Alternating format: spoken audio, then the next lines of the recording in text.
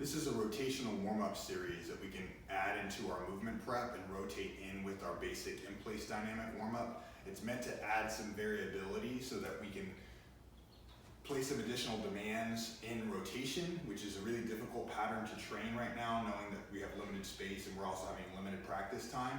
So starting this movement prep, we'd start with a basic split squat pattern with some modification.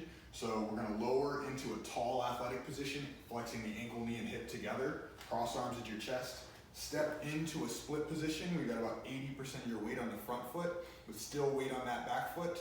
We're gonna use this front foot as an anchor, and the number one thing we're looking for that we want to avoid is this knee collapse position as we rotate. So this lower leg, ankle, and knee are gonna be our anchor point. Keep rib cage locked to pelvis. We're gonna open this rear hip, trunk, and shoulder away from that leg, and then we're going to load. We're gonna drop the shoulder, trunk, and hip together into the split squat position, and then push off and rotate freely, open and close just like a door, loading that leg, and then repeat on the other side. So the important thing there is that rotational hip pattern here. We want this pelvis to drop, and that puts a lot of demand on the hip, knee, and ankle to provide both the range of motion necessary, but also stability and really resisting some of that rotation so that we don't over-rotate, overturn. Next pattern in this warm-up is a single leg RDL pattn. The main thing is we're gonna use a hand position with thumbs back and shoulders out like so. Tall athletic, step into a split. You're gonna bring that free leg, or the rear leg up freely. And then from here, the same basic movement. You're gonna lower that hip, drop that pelvis, and shoulder and trunk together.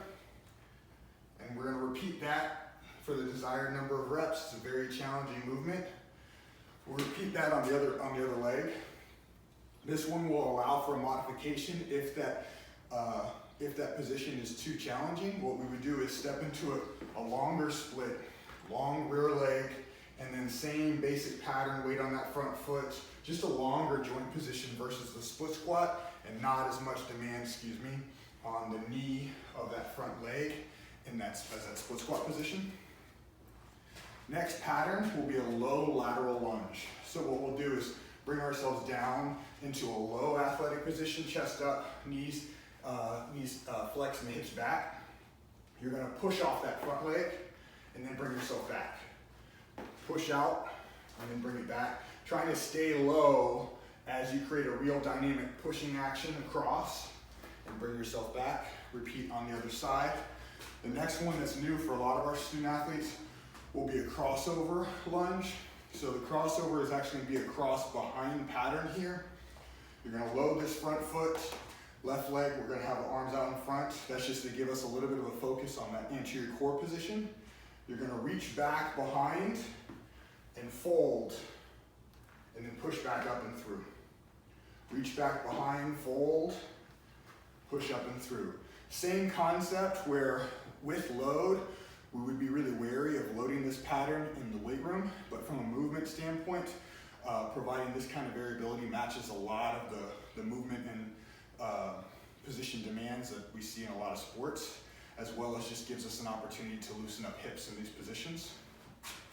Moving on from that pattern into the Spider-Man. Spider-Man is a good rotational hip stretch, as well as a good stretch for the inner thigh, the groin area.